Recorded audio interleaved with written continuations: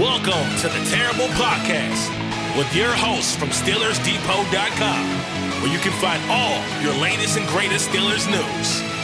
It's Dave Bryan and Alex Kozora, always lit, talking Steelers. And now, here's Dave and Alex.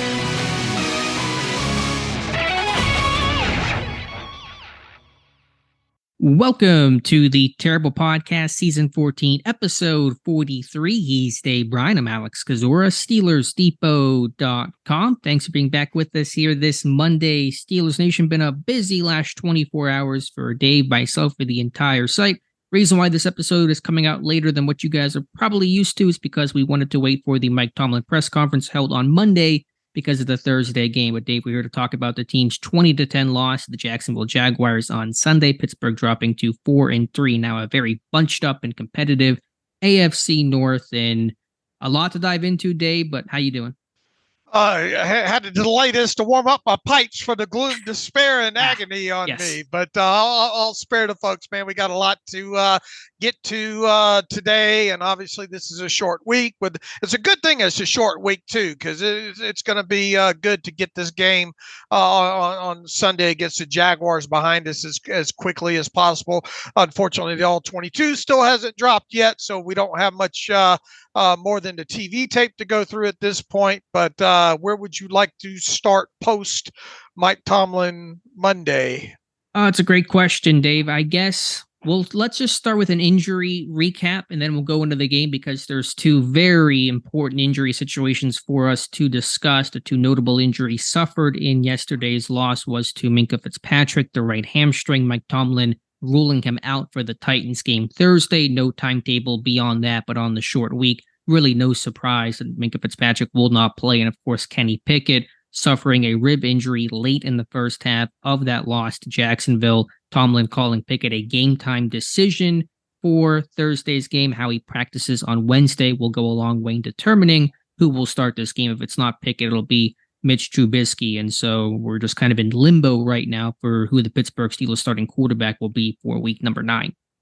Yeah, it sounds like you're not going to have much practice to evaluate. So can he grip it and rip it, or can't he? I think that's what it kind of comes down to. He obviously put his helmet back on and gave the appearance that he might give it a go after halftime there against the Jaguars. But lo and behold, he must have been in pretty good pain for him not to go back in that game, and Mitch took over at that point. So Mike Tomlin made sure to say that Wednesday will play a big part in this decision, and you have to wonder, how strenuous of a practice will that be? I think it just can you throw it, and are you in? How much pain are you in? And that will probably be the guideline. And really sad about Minkah, and man, when he went down to non-contact, no nothing, just looked like somebody shot him in the back of the leg, and down he went. And obviously he's not going to make it back. And Mike Tomlin didn't shed any light on past Thursday. So obviously, if they think it's going to be, long term, he would go on IR. But such a decision on that would probably, if you want this next game to count, I believe would probably have to be made by Thursday midday or something like that. So stay tuned as far as that goes. I think other than that, even though there are a lot of people going to the blue tent and people banged up and in and out of the game, other than that, how did you enjoy the play? Kind of situation there to lose two of your, unquestionably one of the most important pieces on your defense and your starting quarterback. All in a loss as well, which just makes it all the worse there. I'm sure we'll talk about the quarterback situation as we kind of go through this game and start taking a quick eye towards Thursday versus Tennessee. Just a quick note on injuries coming into this game. Cornerback Levi Wallace, the most notable one, did not dress due to the foot injury. Joey Porter Jr. and James Pierre dressing. Also Darius Rush getting his first action in uniform as a Pittsburgh Steeler. Cam Heyward, Anthony McFarland not activated over the weekend. Mike Tomlin saying those guys will be under consideration for Thursday's game. Pittsburgh still has a 52-man roster in the situation right now, so they only had that 4 inactives for that Jacksonville game. So that's just kind of a quick lay of the land in terms of the injury situation. Obviously, not great for Pittsburgh, especially as you said with Minkah Fitzpatrick out this game and given hamstring injuries. Who knows? But it could be longer than just one game. Yeah, keep your fingers crossed there, because and they certainly missed him in that game against the. You missed those 11 tackles, didn't you? Right, you didn't know how good you had it. I said I wanted Minkah to have fewer tackles, not this way though. Yeah, that's not the way that you wanted him to have fewer tackles for sure. And all right, where to from here now? Well, let's just jump into the game again. 20-10 loss. Pittsburgh now 4-3 on the season. And I said the comment today, Dave, and it's frustrating to watch this team just because losing in general is frustrating, but I think it's doubly frustrating in Pittsburgh. The conversations are just the same.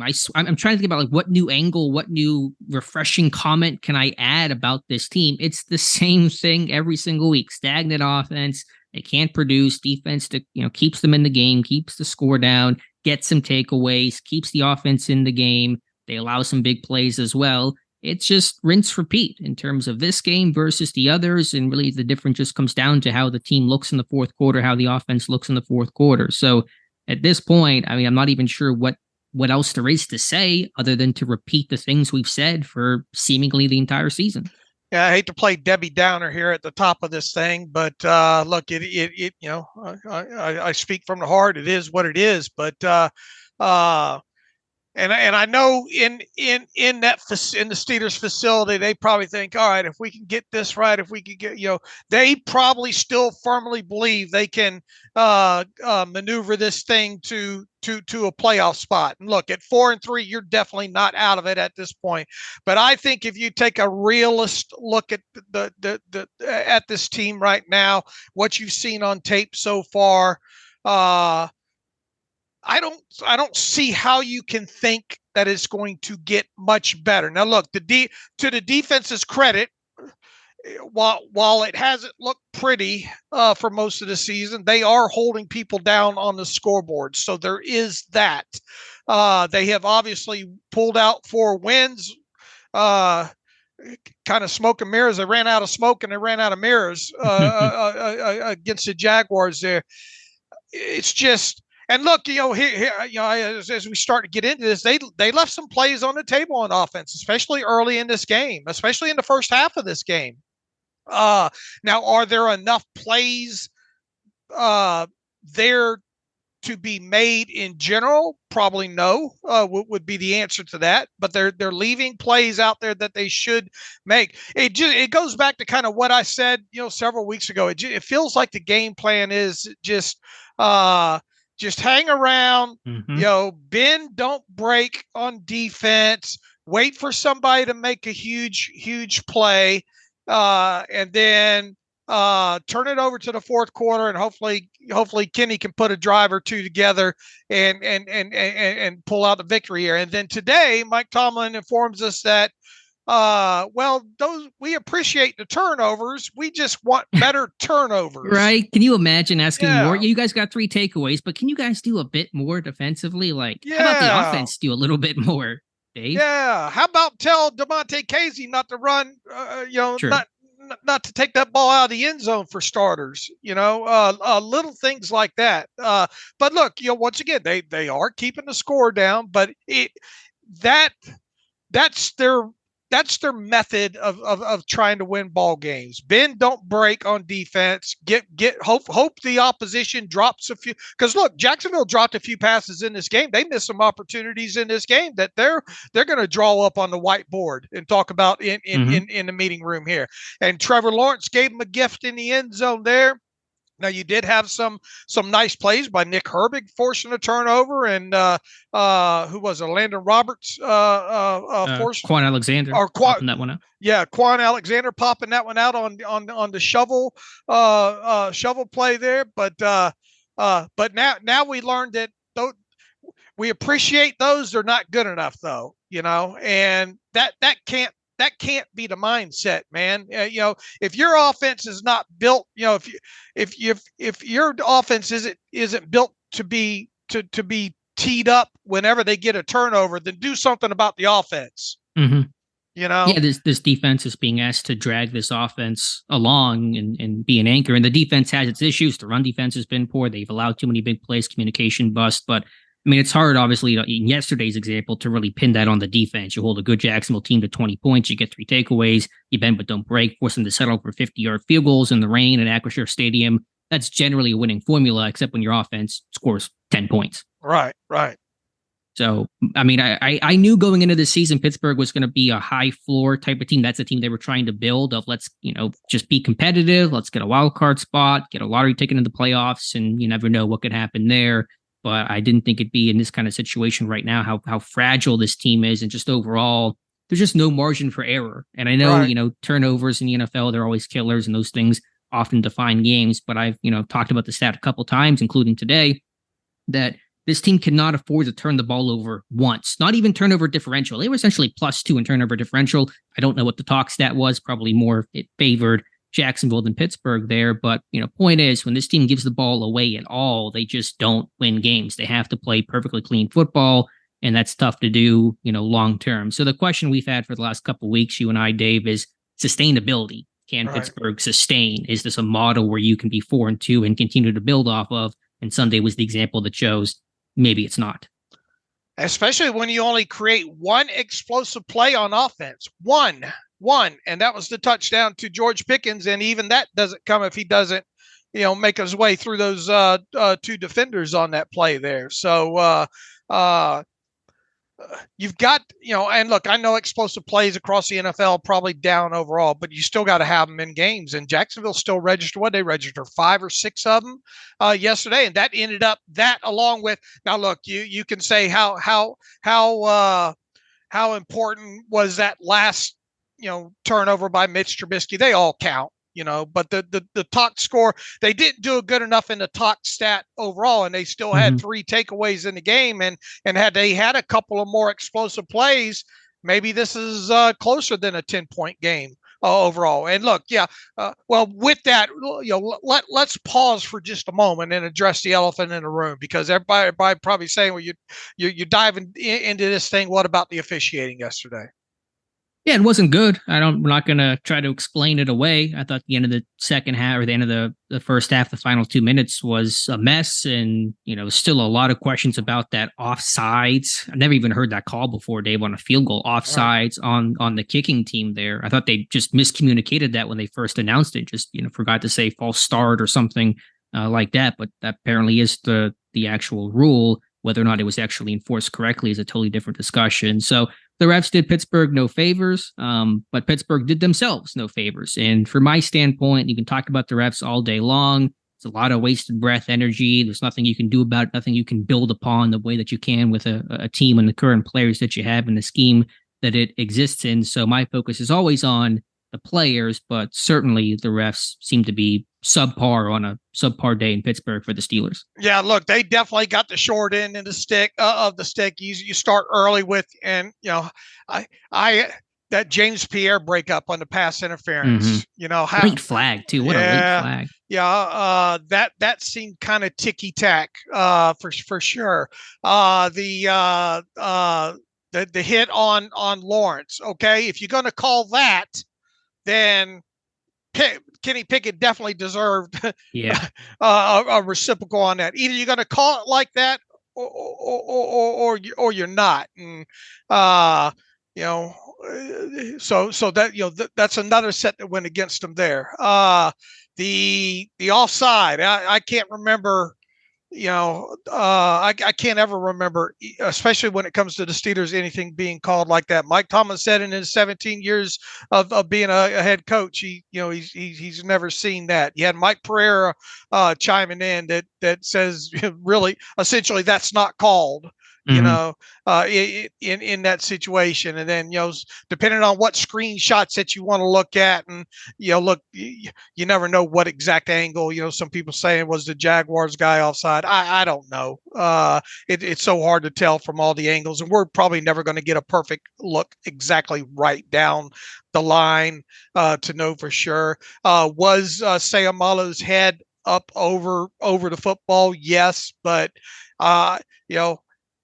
now at some point we're going to have to go through, we're going to be watching all this stuff and saying, well, look, they didn't call it here, kind of thing. I'm willing to bet that could be called on Every field goal ever. More than a couple of times, even a game probably when it comes to that. So was that 3 points they should have had? Yes, absolutely. I believe that for sure. How much would that have changed the complexion of the game? Who knows?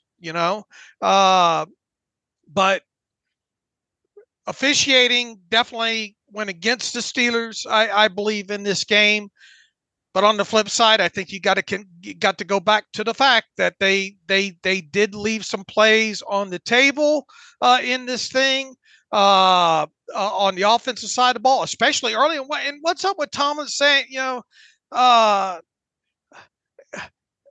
plays early in the game don't really affect the outcome, or what was his direct quote on that? I mean, I get what he's kind of trying to say, but when you've got an offense that hasn't been producing those anyways, and you get an opportunity to make them, those could have been some big plays there. That first pass to Deontay Johnson, and put whatever blame that you want to put on.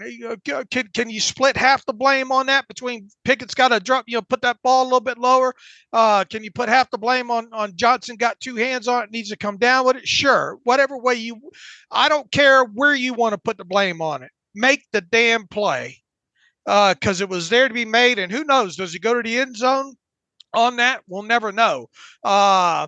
You had another play over there to the right where Pickett scrambles and hits Deontay there. Now, was there a penalty on that play or not? I believe that there was a penalty. Yes. All right. But and then you had kind of the snag concept over on the other side where Pickens got separation, and Kenny's got to put that ball on him somehow. There was enough separation there that ball's got to get to Pickens in that situation. Sure. And then you fast forward to the later on in the second quarter. Put whatever blame you want to put on Pickett or Deontay Johnson in that situation there. I kind of view it as Pickett thinking Deontay should have throttled down. I think Deontay said as much in his post-game presser, and Johnson saying he got to me a little bit late. I'm not here to hyper focus on that right just this minute, especially until I see the all 22. Just make the damn play. It's been the theme of the season. Just make the play, and they have not made the play. Yeah, Tomlin has said in the past, because he gets asked about it every single week, and rightfully so, that bad starts don't define you. They don't define the game, which is true, but they sure help. A good start would be nice to have, just to test that out for once. But and listen, I mean, honestly, this game, was on execution. The plays were there, as you said, for the taking. It was less of, to me, on first watch at least, a play calling issue, a schematic issue. They're just not capitalizing. So many missed chances. And, it's funny, Deontay was the guy who had just said a couple of days ago that they got to get off to fast starts. It's got to be their mentality, put more effort into fast starts. And he has as bad of a start as anybody. Now he bounced back, and he had a good game after that first quarter overall. And so credit to him for that. But again, this offense has scored 7 points in the first quarter in 7 games. They've had 1 touchdown. That's it. And the entire, not first drive, first quarter. The defense has as many touchdowns in the first quarter of the season as the offense does, 1 apiece. And I mean, that's just not winning football, obviously, overall. So you're always playing from behind. And that just goes back to my comment earlier that we're just talking about the same darn thing every single game. Slow starts, defense trying to keep them in it, make some splash plays.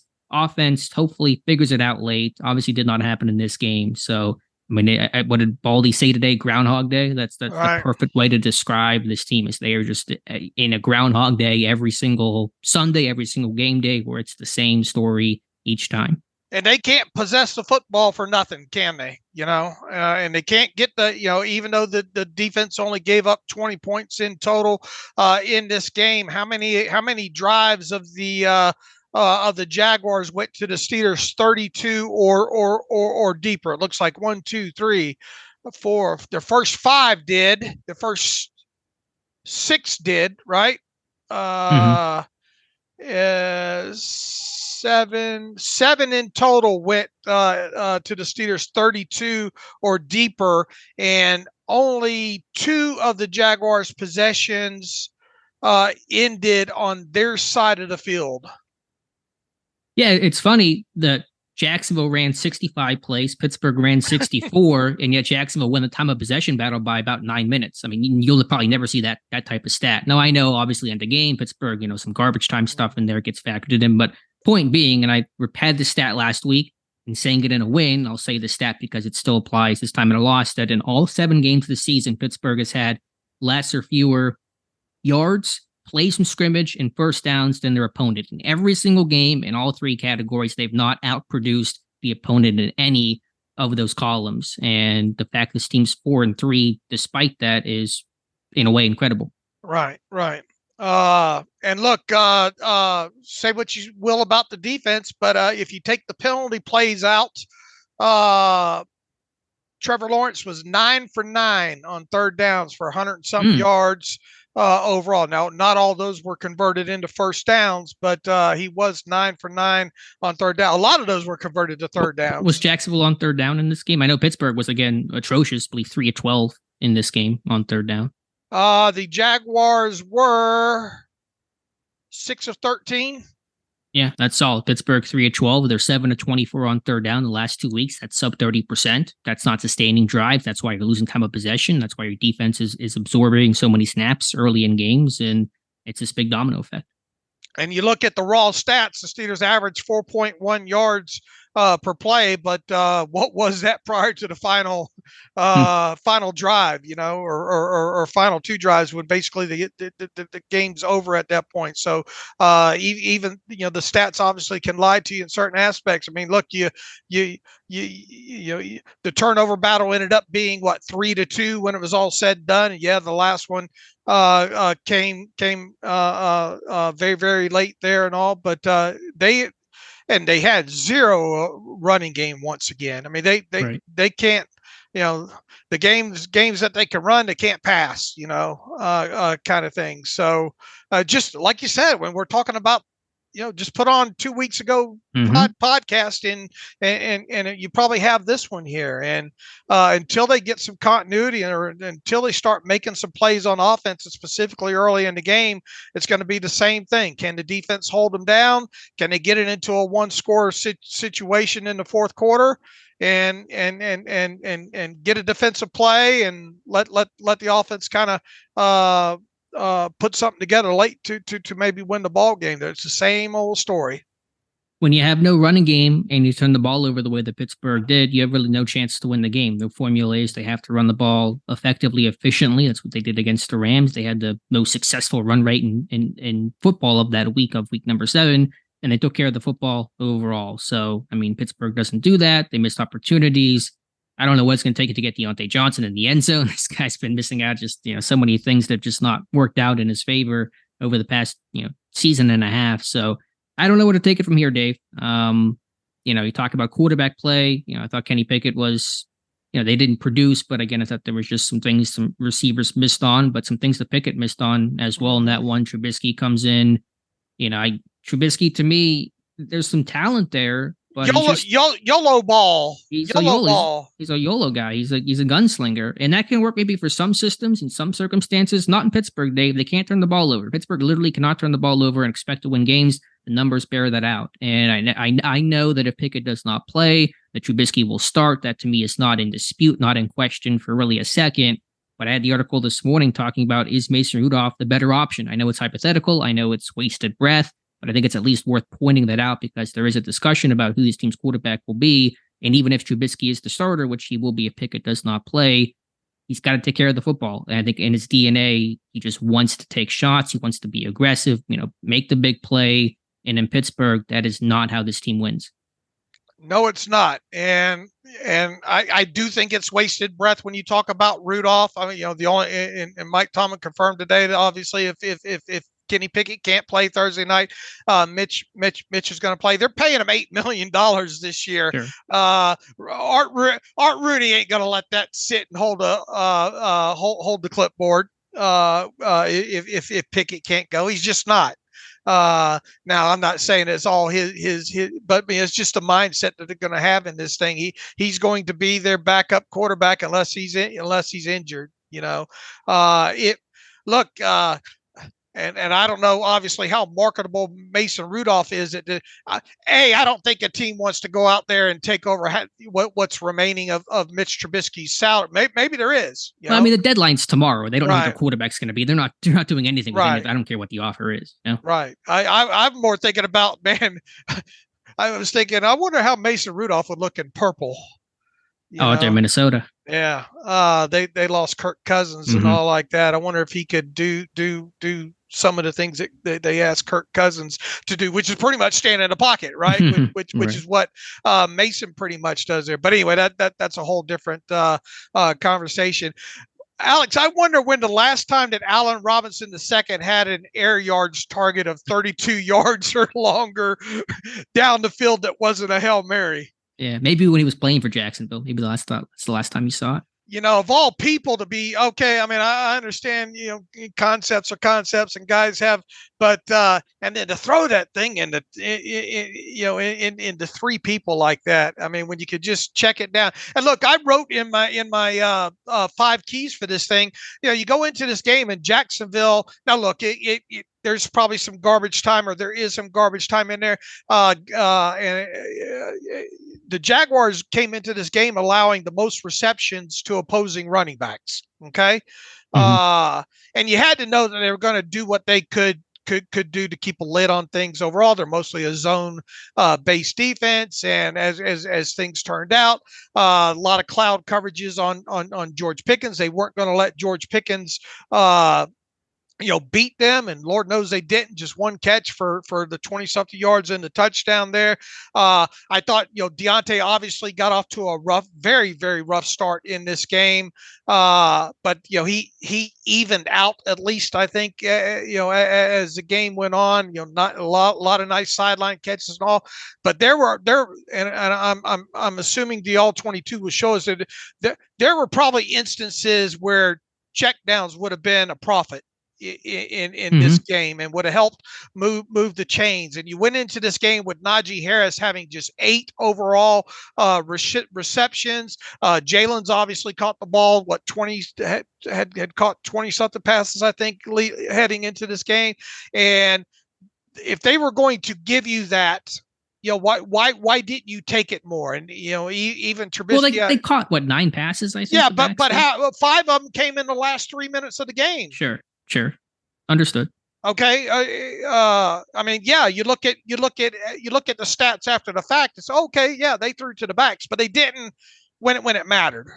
No, I mean, I get that. I mean, I've advocated for that. I wrote about that with Harris at the bye. He had, 5 catches in 5 games. I mean, Pittsburgh wasn't running a ton of plays until the very end. They kind of lopped on probably 10 or 15 plays of garbage time there. I mean, I made the point last week that obviously this passing offense has to run through Johnson and Pickens. Those are your top 2 guys, but they got to get something from somebody else. I mean, they got nothing from anybody else. The backs caught checkdowns.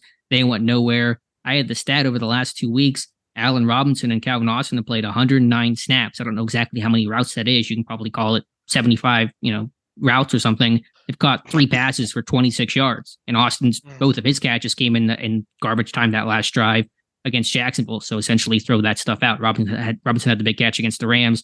That was it. So you're getting nothing from a lot of your guys. Your tight ends aren't involved. But Darnell Washington playing 10 snaps in this game. I didn't even realize that until you tweeted that. And I think Tomlin was asked about that. Don't know exactly what the rationale for that was. So you're just getting nothing from those guys. Pickens gets taken away. You're left with Johnson. That's all you have. And I mean, that's just not good enough. Yeah, they tried to get the ball a little bit to Connor Heyward in this game, but they're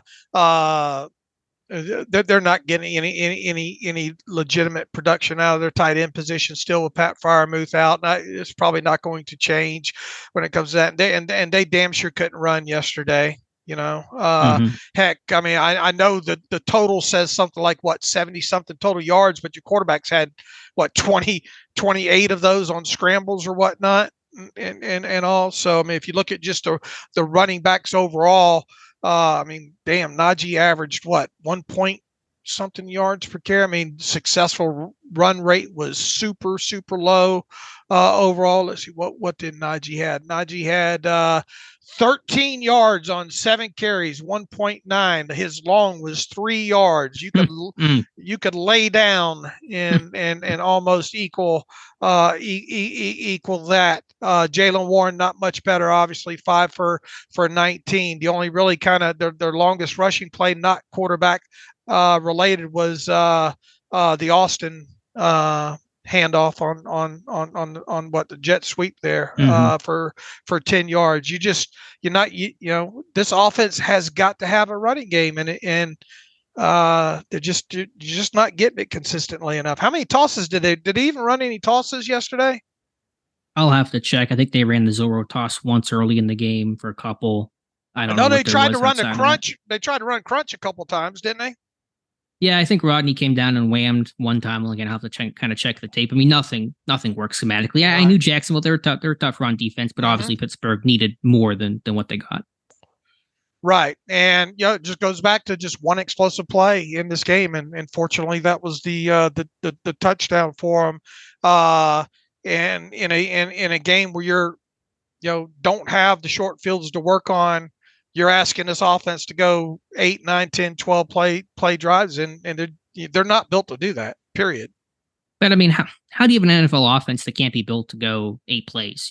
Just at least get you in range, flip a field, do something. Just occasionally, not even every single possession, obviously, but just something more often. And my frustration, I mean, there's a lot of frustration, but I mean, I'll take Tomlin at his word before the All-22 comes out that Pickens was kind of schemed out by Jacksonville. But you can't do something to get this guy more involved. I mean, just one catch the entire game. I mean, you've been using him on the backside a lot. That's how the touchdown came about, to isolate him.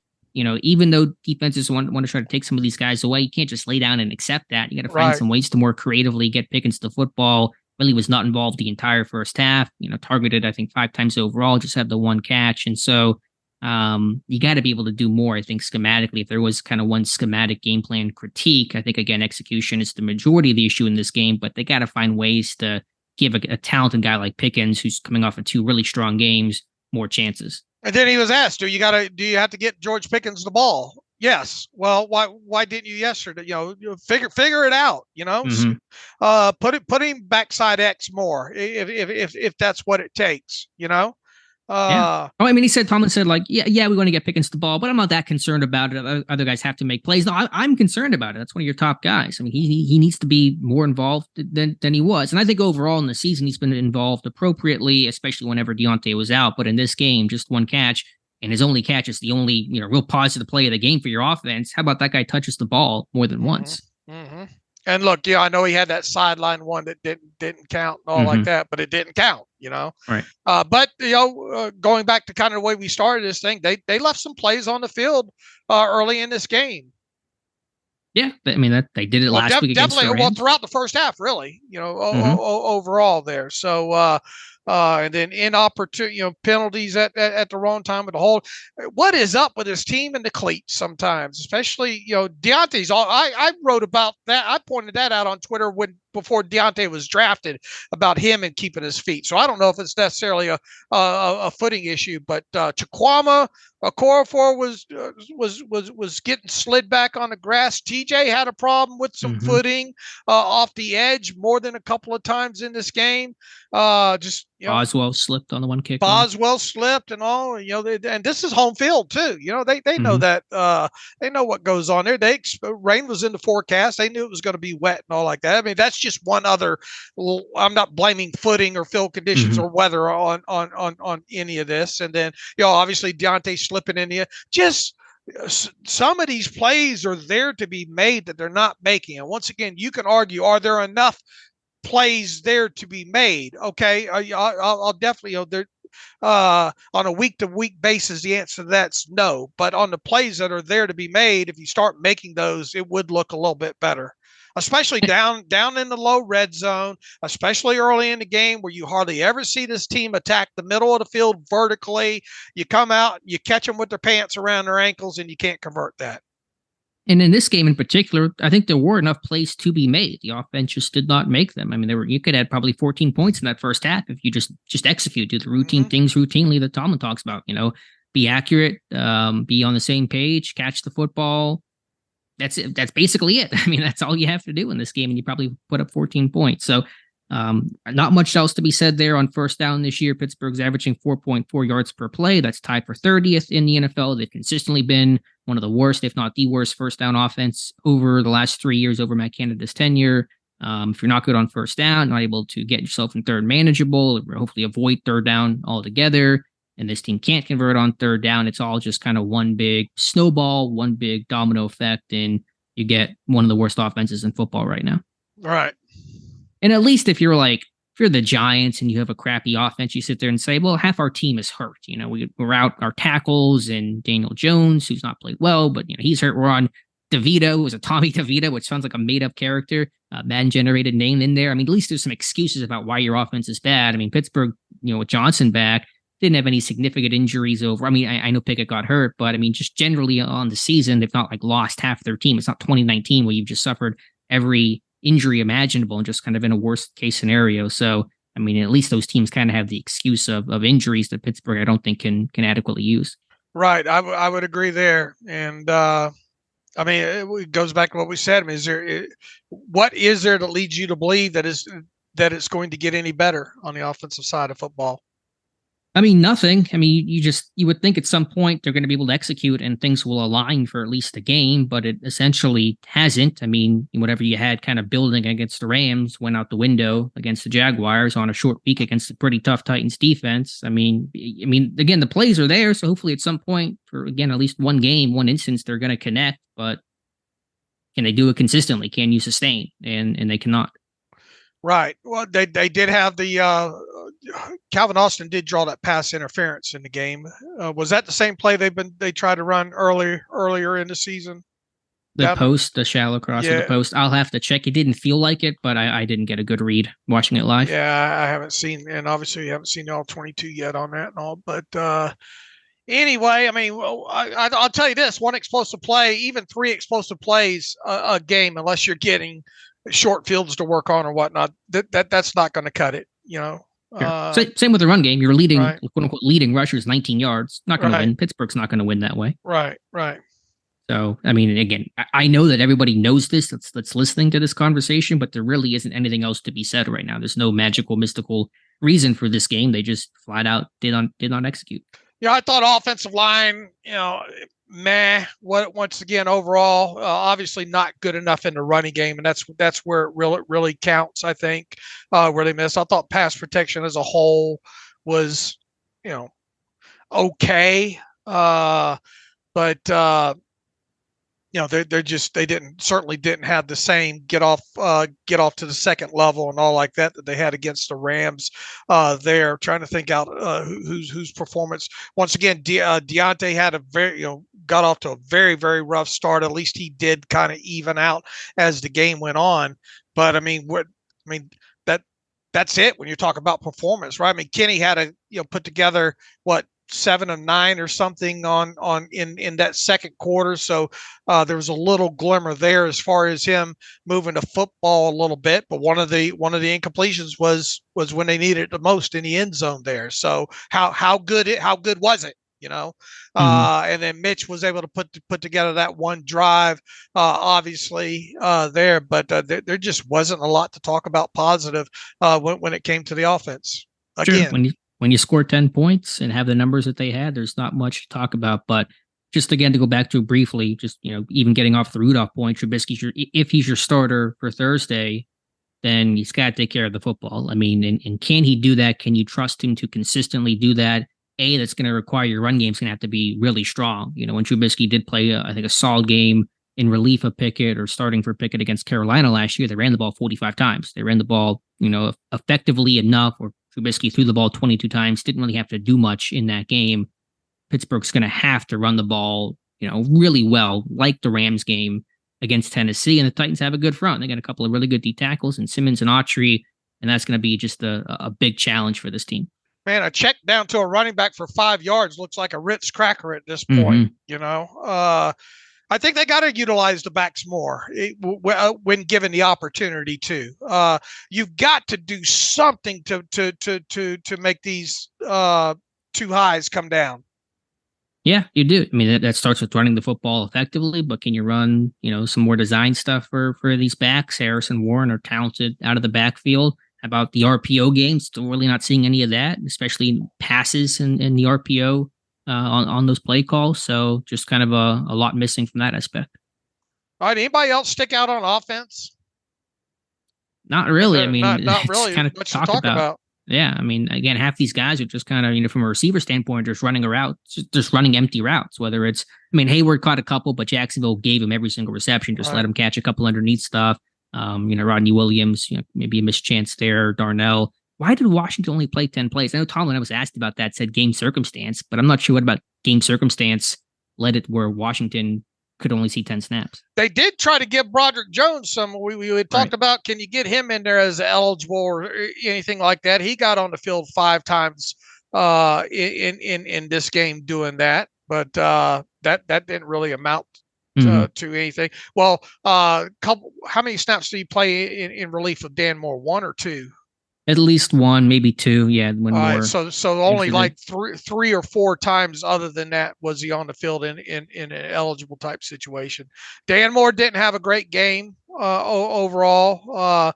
I think Cole gave up a sack. I think Chikwama Okorafor gave up a sack in this one. Or a handful of pressures by I think. Dan Moore, about three pressures on the day on this. So yeah, it wasn't pretty. All right, flipping over to the defense here, it was prettier. 3 takeaways. You hold Jacksonville to 20 points.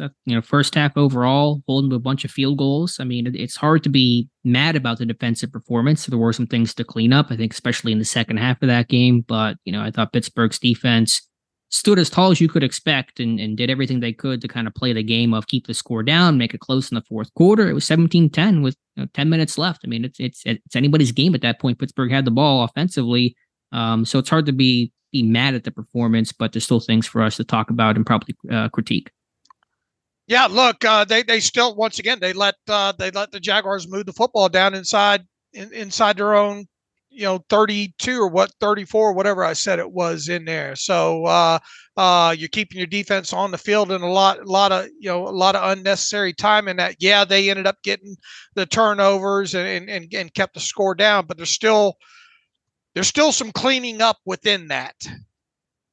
Sure. I mean, the Jaguars had 11 drives. 8 of them were 6 plays or more. And so they were able to at least flip the field if they weren't able to come away with points, and Pittsburgh got their turnovers. And I know that's Tomlin's point of they got 3 takeaways, but 2 of them came on deep in Pittsburgh territory, so it's not creating the short field, which is ideally what you want for your offense. But still, takeaways are takeaways. The score gets kept down. I mean, again, it's hard to be too upset at that. Now, again, I think run defense, wasn't awful, but they allow another 100-yard team. They've allowed 100-yard rushing teams in I think 6 of those 7 games or. Whatever the stat is, it's been, I think, everybody but the Raiders game so far. And then you allow the big touchdown to ETN on a coverage bust. Casey coming in, I thought he was just too aggressive overall in this game. You really miss Minkah Fitzpatrick. It forces Miles Killebrew to play in dime, and he gets picked on. Chandon Sullivan gets picked on.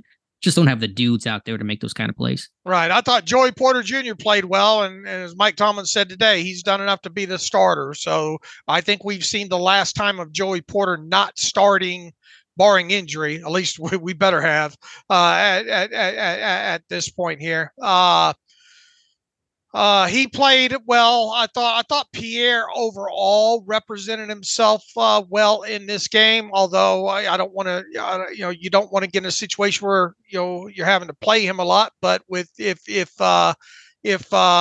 Levi Wallace is, what's Mike Tomlin didn't sound too confident that Levi Wallace would be back this week, and if he is, I mean, he's already, who plays opposite, Joey Porter at this point. I think Peterson does. Yeah, probably Peterson, but and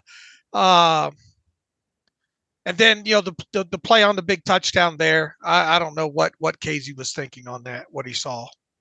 Yeah, Tomlin called it miscommunication. I know Porter said post-game he's got to be better with his eyes, but I'm pretty confident that's cover two. The Jaguars said it was cover two. I mean, I don't see anything otherwise that would tell me that that's Porter's responsibility, the deep third there. That happened to Casey twice. He gave up that catch to Ridley early in the game where it didn't burn him for a long touchdown, but he was aggressive, totally missed a tackle, did not make a play of the football. And yeah, I mean, what I think happened was on the touchdown, was that Jacksonville was out and empty earlier throughout that game. And when you're in empty, usually the ball is going to come out pretty quick. You got fewer guys in protection. Lawrence has one of the quickest release times in football, and they've been throwing it short, throughout that game and probably on tape coming into that game. And so I bet you Casey just thought, well, they're going to throw short number two on the little stick route again, and I'm going to try to rally. And I think Lawrence said that's the first time he's really ever even thrown it to ETN on the vertical. So it's kind of something they just haven't done before, but obviously got the look there. You still have to have your responsibility if you're Casey. He did not, and you screw up your assignment, offenses will make you pay. If you're gonna gamble, you better be right. Yeah, that's for sure. And he was wrong in this one. He was wrong, and costly play at that point. Just a quick sidebar here, minorly relevant to the Steelers later this season for Week 17, but the Giants are trading Leonard Williams to the Seattle Seahawks, getting back a second-round pick and a 2025 fifth-round pick. So trade deadline time is upon us, and that might be the biggest deal that takes place here.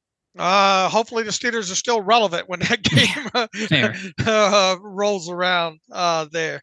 All right. What else on the defensive side? One thing that stuck out on the TV tape once again, Montravius Adams getting off the ball real good. He really has his get off really is good now. So there is that aspect of it. Limited snaps again for Nick Herbig, but he made an impact ripping that football out. Good on him. Felt like Quan. It'd be interesting to look at the end zone view on Quan if he's guessing on some of those gaps and all like that. I wonder how much of that run game that the Jaguars got might have been on him. I thought as a whole the inside linebackers played well.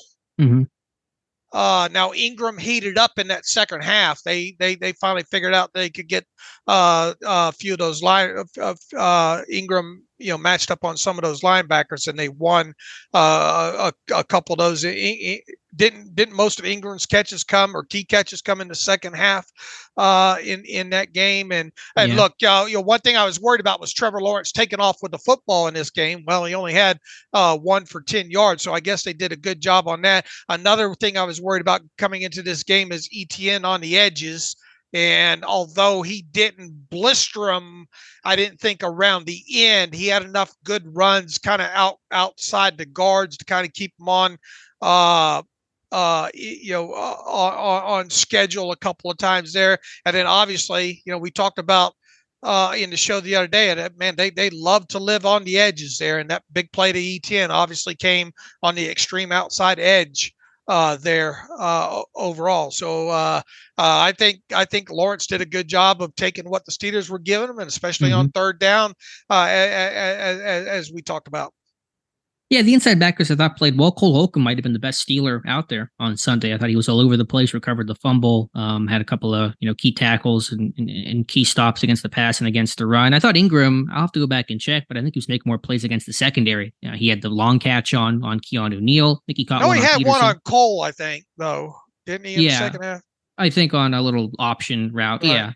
But nothing explosive. I mean, that the 34-yarder came on Neal. I think it was a third down conversion. I want to say that was to Ingram against Patrick Peterson, but he got hot in the second half, like you said, and kind of made some big plays for them to kind of help seal that game away. How about the outside linebackers? TJ Watt, Alex Highsmith, some impact. I think a half sack each for them in this one, but not anything game changing. I think as we talked about, the Steelers offense doesn't allow star defensive players to write headlines. Watt and Highsmith not writing headlines of this game, and I think you pointed out that only one snap on the other side for TJ Watt in this game. I didn't see any. I think my charting has 0 on the other side. I didn't see any in the TV tape in the run through. So I was waiting for you to tell me whether or not he got one on the other side. Yeah, the only difference was in their over front. I think there was 1 or 2 snaps of Watt playing in the A gap, which isn't anything really unique or special or to Watt. It's just their over front that they'll occasionally run against 12, 13 personnel. So again, I'm not too mad about the lack of movement for Watt, but I just want to note that because it was talked about and what kind of tease I'm going to do it more and did not do it once in this game. Did you put the movement of the football more in the secondary in this game? You have to. Yeah, I would say so overall. I mean, again, I think their run defense, needs to be better, but it wasn't the killer in this game. It was the pass game. What did they blitz? They tried to pressure quite a bit in this game. Oh, yeah. Again, I think they're sending the green dogs a lot with the linebackers. They'll come in if the back stay in to protect. They run some nickel blitzes. Their nickel blitzes are totally inept, though. They can't get pressure with Sullivan or I don't know if Peterson blitzed in this game, but those really are not effective. Neal had the pressure, but then, of course, got the penalty on his blitz attempt. So, the pressure, I mean, it was, decent, and Landon Roberts had a sack and a half, so kudos to him. Again, the inside back was overall, I thought, played pretty well. So I think they got some pressure, but it didn't feel like they were really harassing Trevor Lawrence. It didn't feel like it was this consistent siege and just really rattling the guy, and Lawrence able to make those plays back. Right. And once again, he was money on third down, at least getting the football out, getting it completed. Obviously, not all of them completed for first down. So they were able to get off third downs in some key situations there, which helped keep the score down because a lot of those third downs that they got off on were deep down in their own end.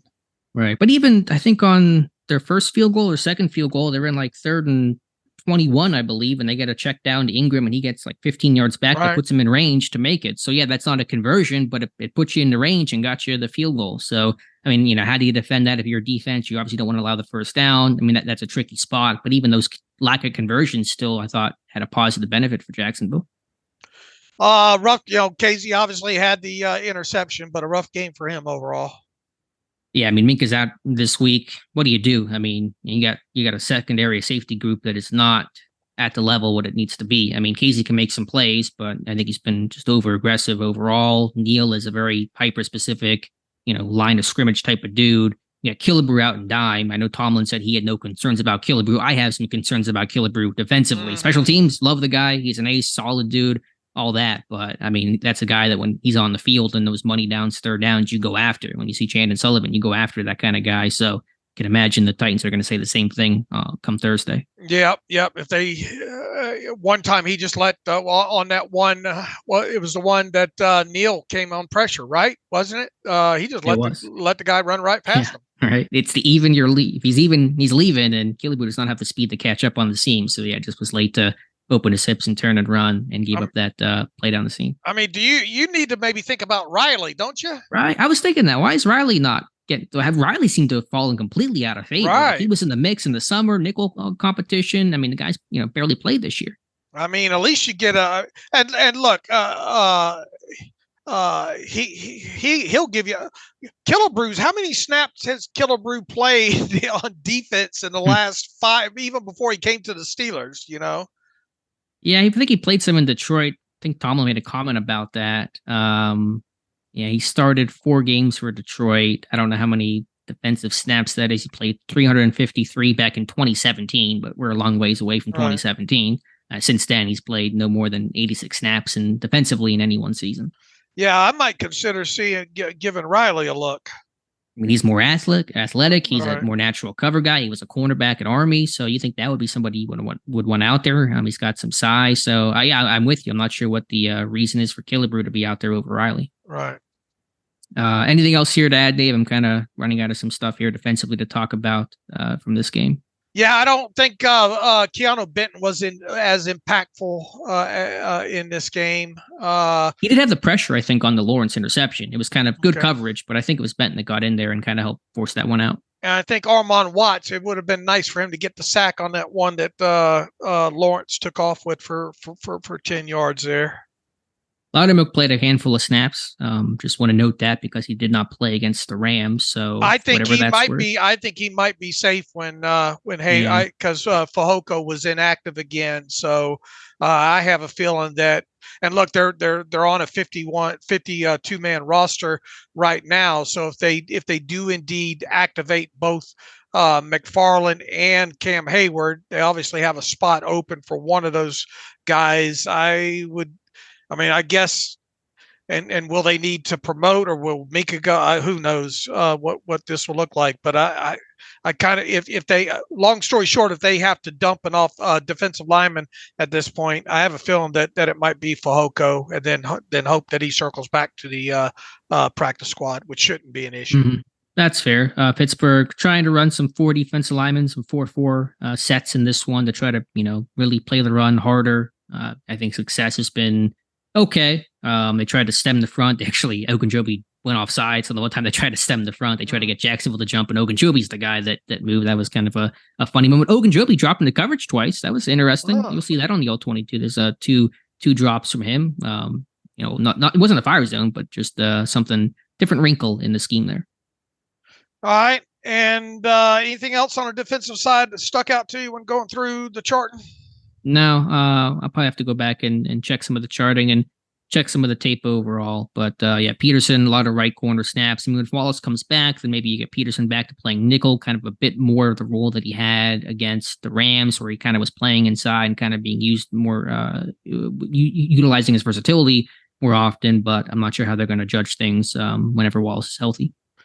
I don't think we learned these folks much today.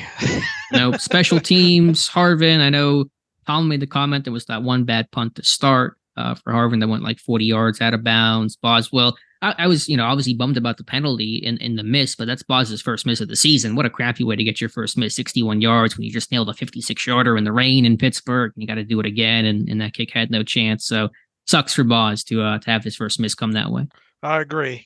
Special teams is way down the list right now Sure. of why this team is dumping these games. But they are, look, I guess we should paint some sunshine here, and that's the fact that this team is 4-3 still in a very, feels like NFL bunch at this point.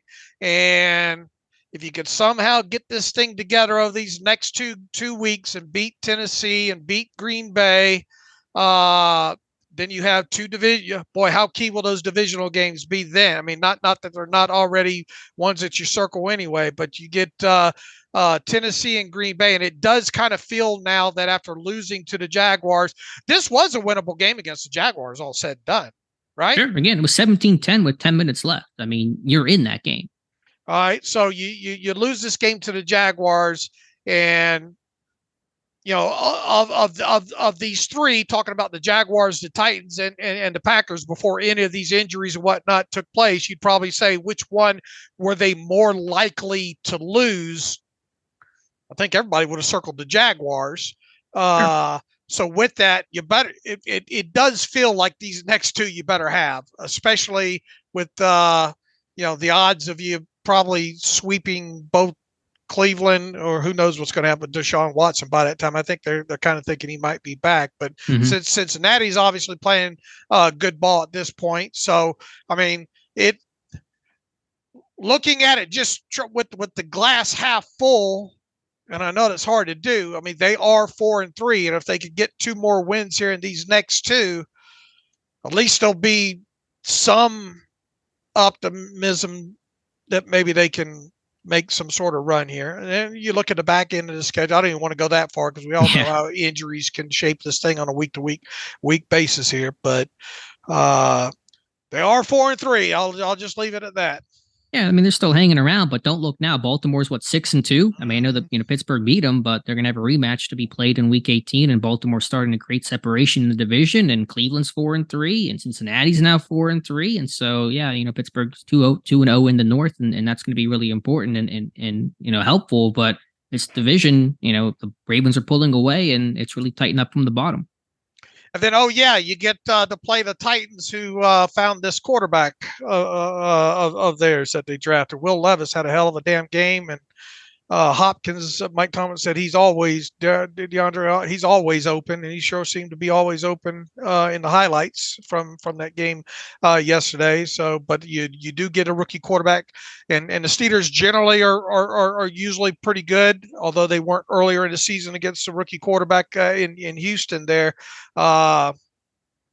Just win the next 2. However, you got put the smoke and mirrors back in place. Yeah, well, we'll take the smoke and mirrors. Will Levis, second quarterback in NFL history to throw 4 touchdowns in his first career game. Do you know the other, Dave? I don't know if the stat's out there, but I looked it up today. Say the stat again. Will Levis, the second quarterback in NFL history to throw 4 touchdowns in his first career game. Who is the other? It's a relatively recent name. It's not going to be Jim Bob O'Hanahan from 1940. I promise you that. It's a relatively recent name, a name that you're going to know the second that I say it. I'm drawing a blank. Marcus Mariota, also of the Titans. 2 Titans quarterbacks have done it back in 2015. So how about that? Little fun fact, little stats of the weird for you guys. Even stats of the weird for me today was like hard. Like, what do you do with, like, at this point, it's the same stats, you know? But yeah, Will Levis, a really good debut, and Henry went for a 101 and they beat the Falcons. So yeah, don't take the Titans for granted. And to think Pittsburgh's on the road, and that's a tough road, tough turnaround on the road there. Yeah. No, they're at home against the Titans. Are they at home? Oh yeah, they are at home. Why did I think they were on the road? I'm sorry. Yeah. Yeah, they're at home because they're playing 3 games in a row at home, right? Right. Green Bay, game. right? Yeah, my bad on that. I don't know. I was thinking that they were the road team in this one. Real quick, Dave, any thoughts on the post-game celebration comments from the Jags players, Wingard and Jenkins, taking their shots at Pickens, the Jaguars Twitter account, trolling Pickens pretty good. Any thoughts there? Hey, why not?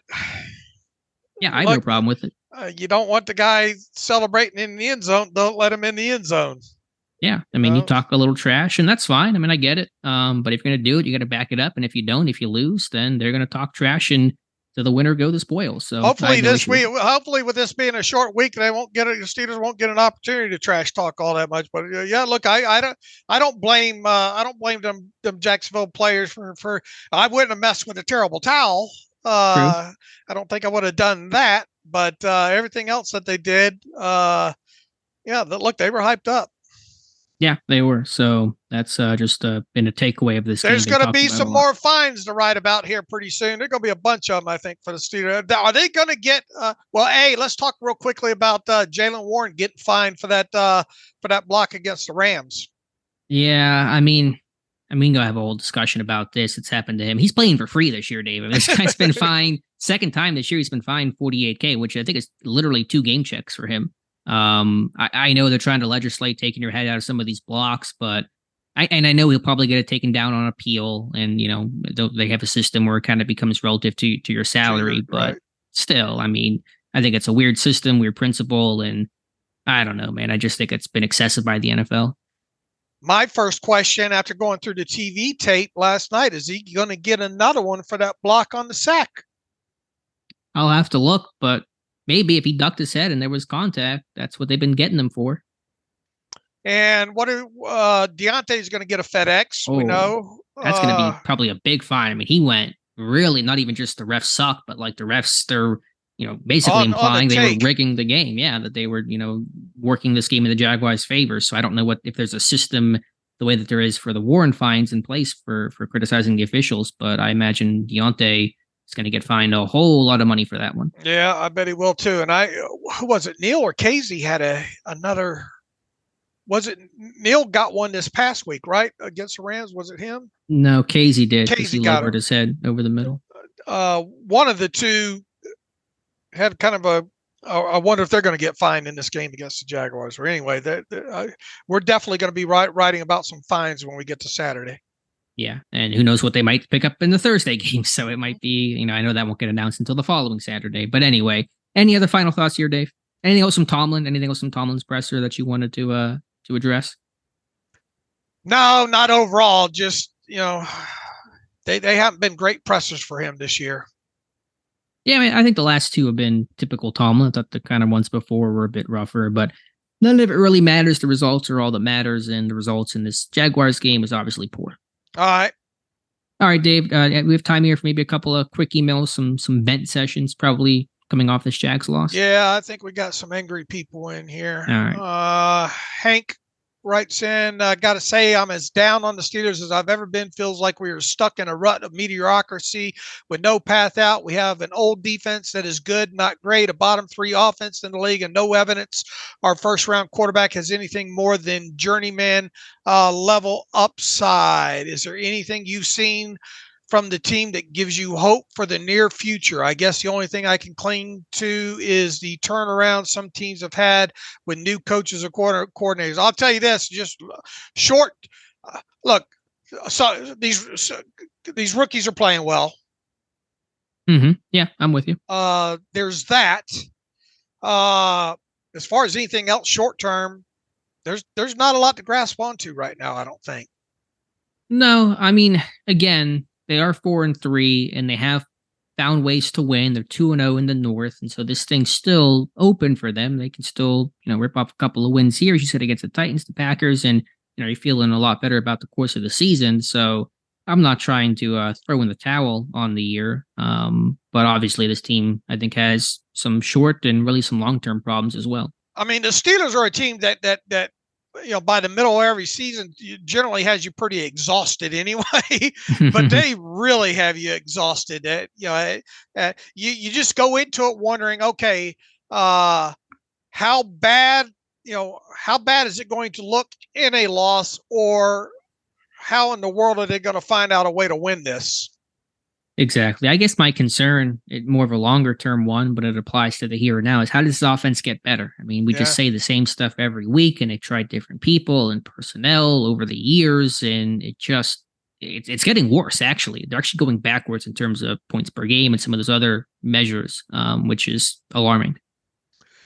Frank Leal writes in his post-game presser, Mike said something like the beginning of the games don't have an impact on how the game ends. I was just wondering if I'm alone in thinking how bad the offense is at the beginning. No, you're not the only one, Frank. Didn't get a first down till I believe 4 minutes into the second quarter. The defense is on the field for the majority of the first and some into the second. That has to impact the defense towards the end of the game.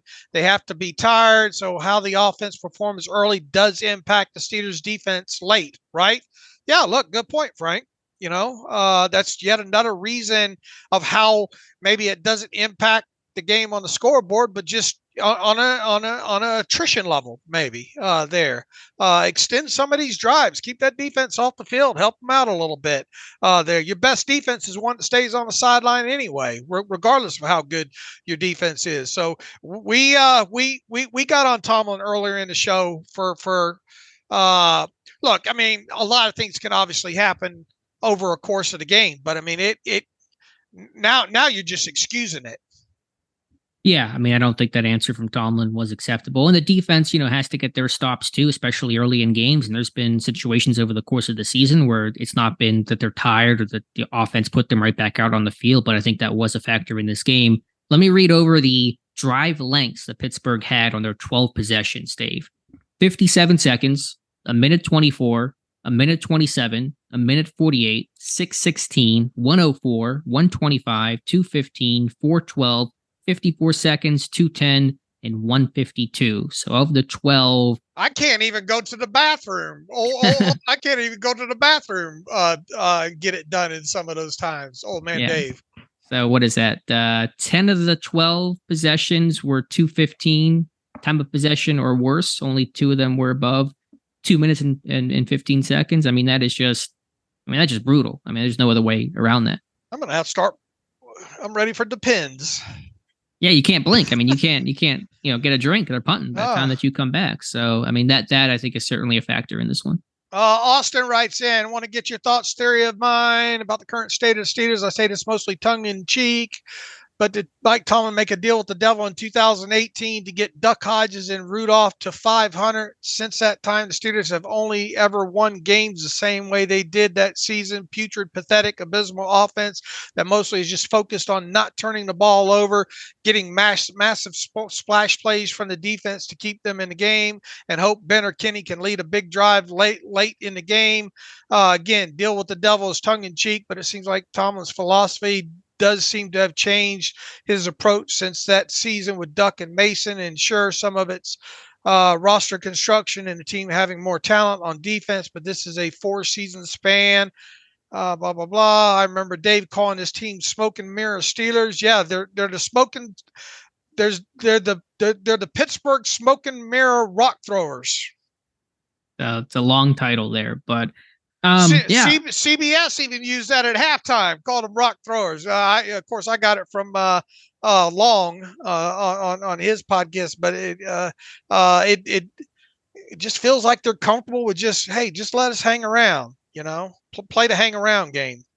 Yeah, I mean, I've had the stat over Tomlin's entire tenure that, Pittsburgh has always been among the most successful teams in those one possession games, but it does feel like the only way in which they win games over the last, definitely the last two seasons, but even in 2021. So, yeah, I mean, their model is not to score a bunch of points. Their model is to keep the score down, bend but don't break defense, create some splash, and hope your offense wins in the last 5 minutes. So with that model comes a lot of close competitive games.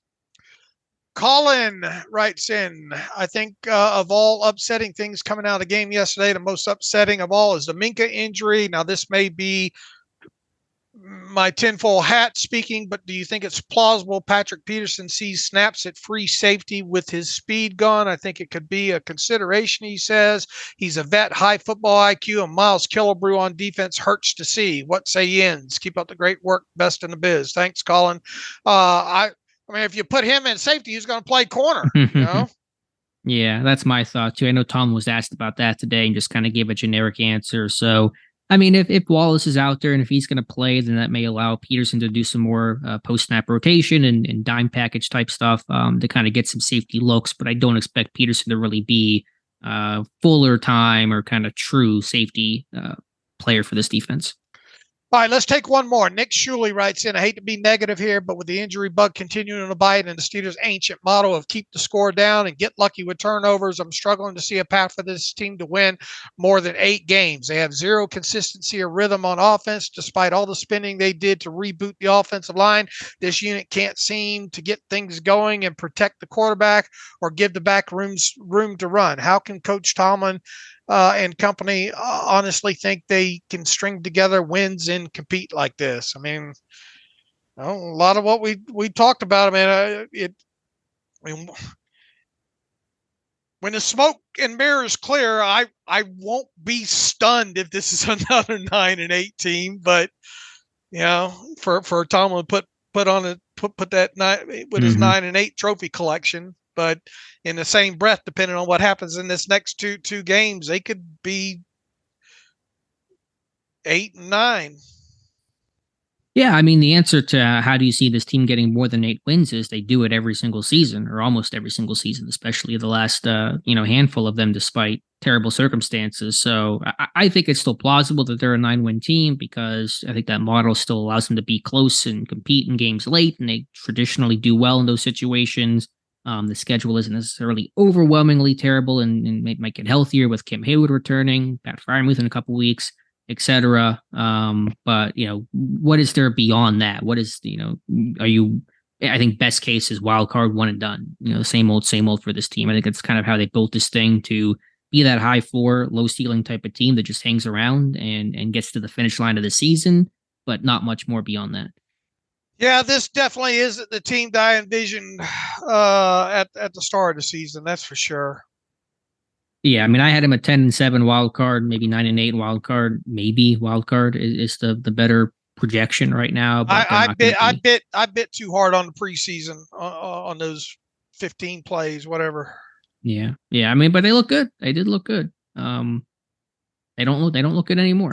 All right. Sorry if we didn't. There's several more in here. We just and it's not like we're going to be all that informative at this point. Still waiting on the all 22 and all, and got to get to that. So hopefully when we get to Wednesday, we will have a little bit more from the all 22 to talk about. Obviously preparing for the Titans at the same time is going to make it a rough week on us.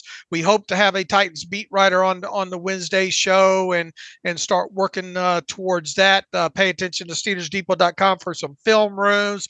Obviously Alex and I on Twitter, on Twitter at Steelers Depot, Alex at Alex_Kozora.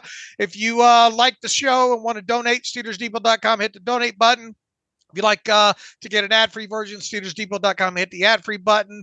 Also, send all your emails to the terrible podcast at gmail.com. We'll try to get to as many of them as we can possible. So we're going to wrap it up a little bit on the short end today on this Monday so we can get after some tape and all. So as always, thanks for listening to the Terrible Podcast with Dave and Alex.